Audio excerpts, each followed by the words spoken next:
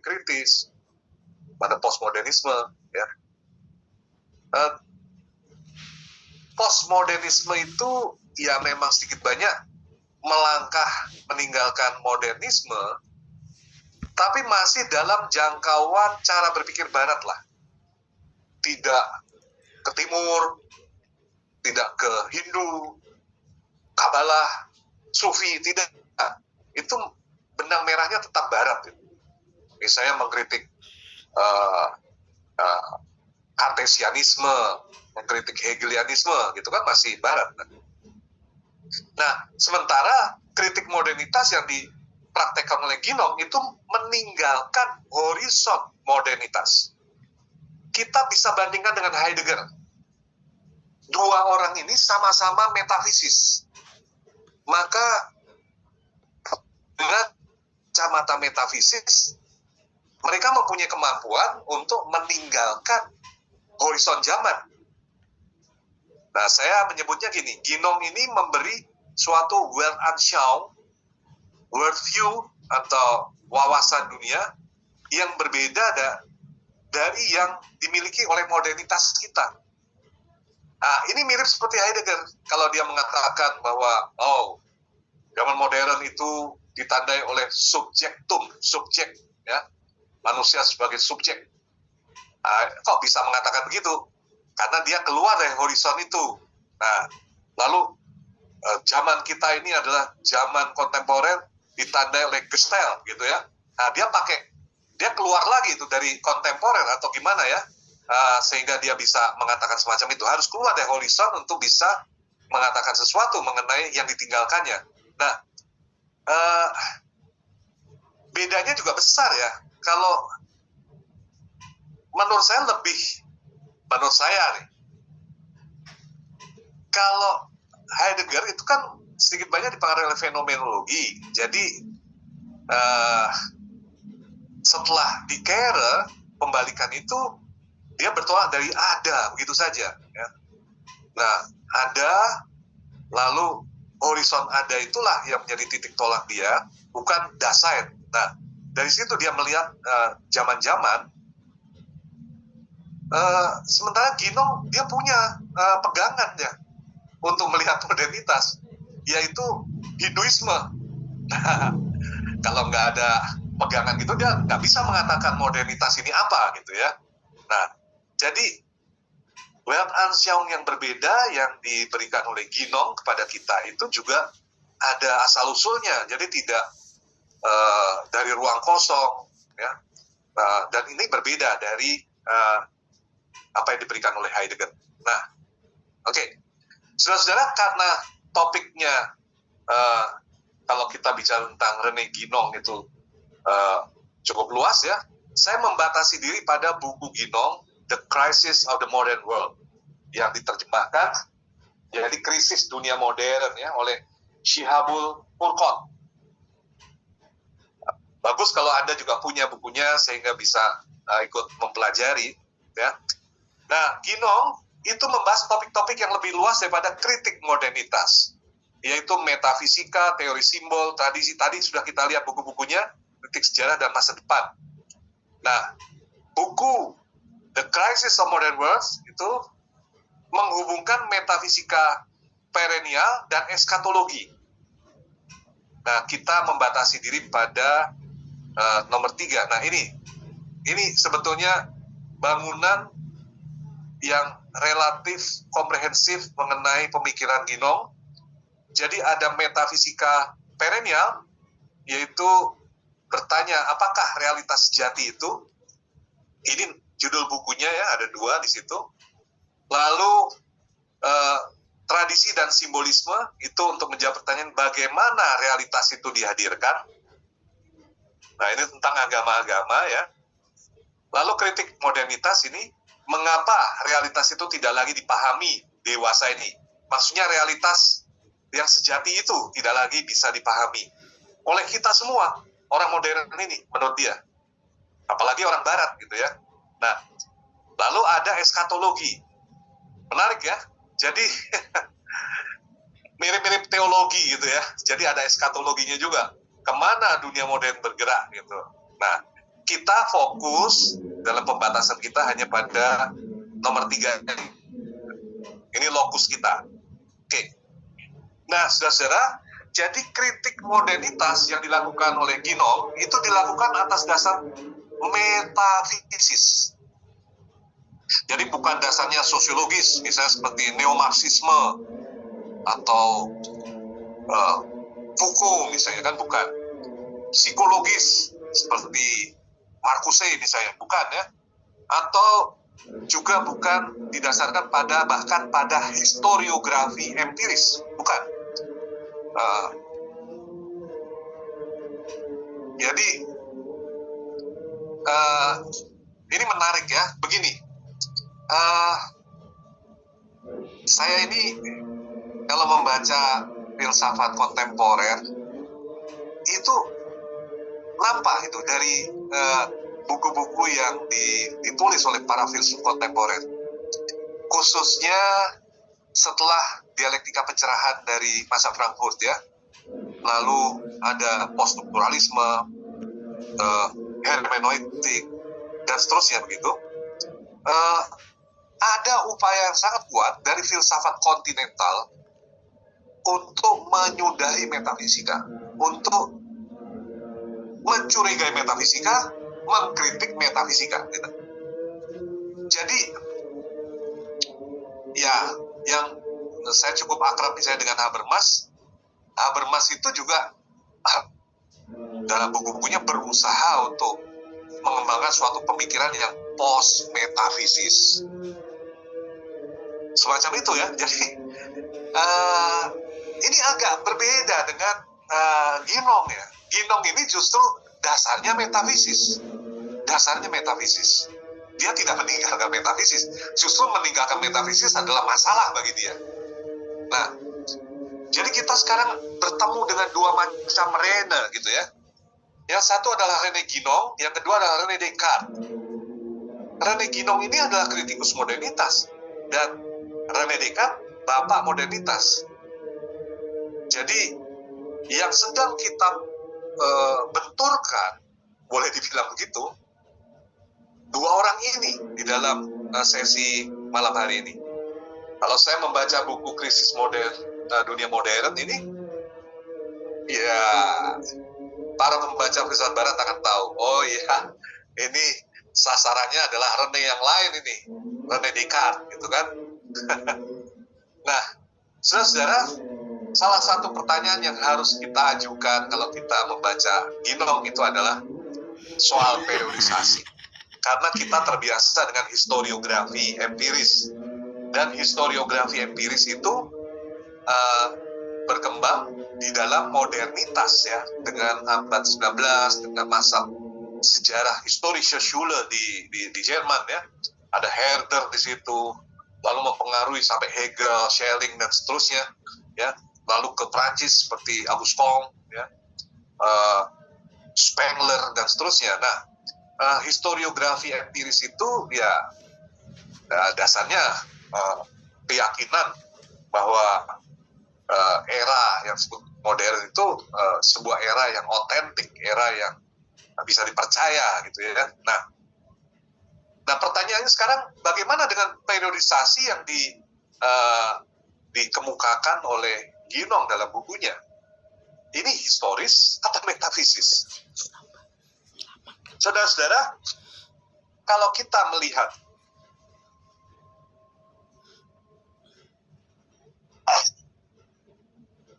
di dalam tradisi filsafat dan ilmu sosial Barat, ada macam-macam periodisasi ya. Semua sifatnya historiografi. Misalnya dari Auguste Comte, tahap teologis, metafisis, positif. Dasarnya adalah zaman-zaman yang empiris yang terjadi di dunia ini. Yaitu era Yunani kuno, lalu kemudian abad tengah, kemudian zaman modern ya. Begitu juga 6 tahap sejarah menurut Marx ya. Masyarakat, misalnya masyarakat primitif, komunis primitif, masyarakat budak dan feodalisme, kapitalisme, sosialisme. Nah, dan seterusnya. Ini ya dasarnya sebetulnya historiografi yang empiris. Nah, pada Ginong, periodisasi itu dipahami secara berbeda. Misalnya istilah zaman gelap, dark age, ya, dan modernitas, itu tidak hanya mengacu pada periodisasi historiografis yang biasanya diacu oleh para sejarawan juga, melainkan lebih ke periodisasi metafisis. Jadi dia tempatkan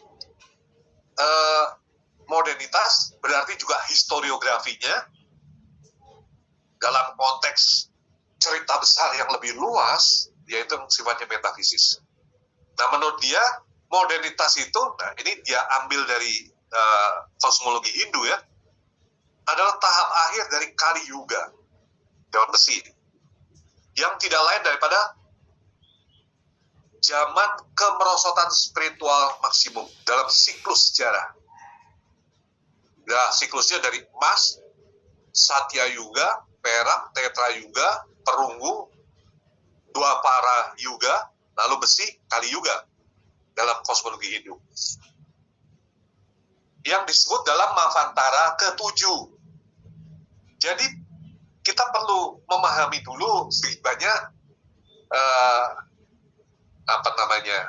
yang dibaca oleh Ginong, yang juga diyakini oleh Ginong, yaitu dari kosmologi Hindu itu. Jadi periodisasi Ginong itu jelas bukan historiografi modern, melainkan metafisika.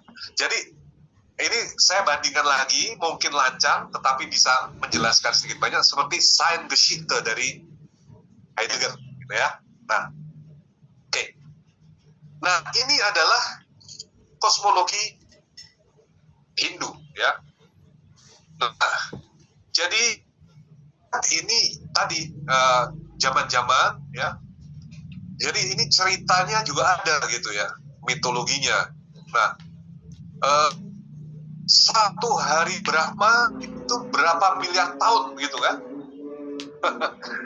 Lalu setelah itu Brahma tidur lagi, tidur itu berapa miliar tahun gitu ya, tahun manusia. Jadi kalau sekarang alam semesta ini ada ya karena hari Brahma, bukan malamnya Brahma gitu. Nanti hilang tuh alam semesta. Lalu kemudian dimulai lagi baru gitu ya, dan begitu seterusnya. Ini semacam pandangan yang siklis. Nah, itu terdiri dari satu hari Brahma terdiri dari 14 Mahvantara. Tiap Mahvantara ada 71 Mahayuga, dan Mahayuga ada 4 yuga. Nah, kita ada di sub itu Kali Yuga. Itu dari kos di Hindu. Oke lah, Anda mau percaya boleh, enggak juga boleh. Saya tidak mau percaya dengan ini, ya. Tapi bagaimana meyakinkan, gitu kan? Karena saya bagaimanapun juga anak modern, jadi ya oke lah kita dengarkan aja. Barangkali nanti di antara para hadirin di sini ada yang mencoba meyakinkan kepada saya bahwa ini benar gitu ya. Oke. Nah, ini ya begini saudara-saudara. Jadi konsepnya itu siklis ya, yang disebut Manvantara. Ini berbeda dari konsep linier dalam modernitas barat. Jadi tidak ada progres. Oke. Saya tidak mengatakan bahwa ini salah. Sulit. Apalagi kalau ditempatkan dalam kerangka yang begitu besar, modernitas itu hanya secuil dari kerangka itu yang ya lalu progres atau garis lurus itu ilusi gitu ya. Enggak, itu kayak kita punya roda yang besar atau bumi ini ya, kalau kita lihat bumi ini kan lingkaran. Kita ada di lapangan bola dan kita mengatakan lapangan bola itu lurus gitu ya. Padahal sebetulnya itu bagian dari sebuah lingkaran besar. Nah, ya jadi sulit loh untuk mengatakan bahwa salah ini yang siklus ini. Bisa jadi benar, kita nggak bisa mengecek juga. Nah, oke. Menurut dia, gerak siklis ini juga gerak menjauh dari metafisika atau asas spiritual. Dan makin jauh, makin termaterialisasi. Dan itu terjadi dalam penggalan yang disebut Kali Yuga atau modernitas itu. Atau bahkan modernitas itu bagian dari Kali Yuga itu ya. Nah, jadi modernitas itu puncak dan tahap akhir dari materialisasi progresif. Ini dalam periodisasi dia. Dia katakan tidak diragukan untuk dipertanyakan mengapa perkembangan siklis harus berjalan dengan cara ini. Ya, ke arah bawah dari yang lebih tinggi ke yang lebih rendah. Suatu antitesis lengkap ide progres bagaimana dipahami orang-orang modern. Antitesisnya.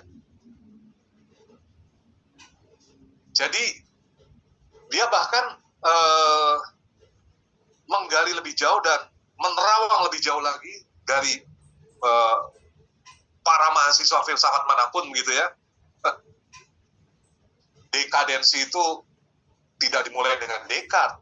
Kalau saya tadi kan tunjukkan itu René Descartes, bapak modernitas, mungkin lawannya itu. Dia bahkan mengatakan itu sudah sejak zaman Yunani kuno, sudah masuk dalam era krisis itu. Karena di era itu kebijaksanaan spiritual berubah menjadi profan. Nah, baru setelah itu ada Renaissance, humanisme, reformasi, yaitu hal-hal yang sangat antusias ya oleh orang Barat, dikatakan ini adalah kelahiran kita sebagai peradaban Barat. Lalu kemudian disebarkan ke belahan bumi lain termasuk kita, Renaissance, humanisme. Ini adalah cahaya yang akhirnya kita miliki. Itu bukan kelahiran kembali tradisi seperti yang dikatakan atau yang diklaim ya. Itu malah pemutusan radikal dari tradisi. Kan ad fontes itu ada semboyan dari Renaissance. Nah, pemutusan dari tradisi. Renaissance dan reformasi terutama adalah hasil-hasil. Dimungkinkan hanya oleh dekadensi sebelumnya. Anda bisa baca di halaman 13 dan 14. Nah, gerak siklus itu harus dipahami sebagai suatu niscaya yang berciri ontologis. Manusia tidak bisa dengan kehendaknya membaikkan keadaan, semacam takdir metafisis ya, dari zaman, gitu ya, zaman yang dalam periodisasi dia. Nah sekarang gini, oke. Waktu saya baca, saya juga bertanya,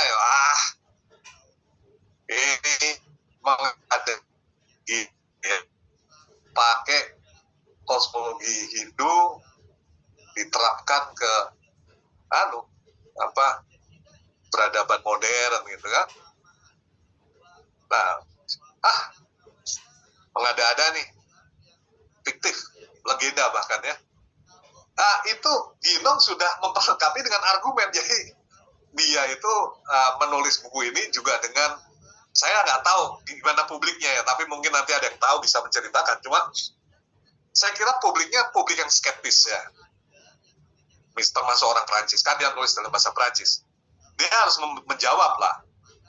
Dia membantah dengan menunjukkan bahwa justru ketidakpercayaan itu, periodisasi induktif, itu justru membuktikan kebenaran periodisasi ini.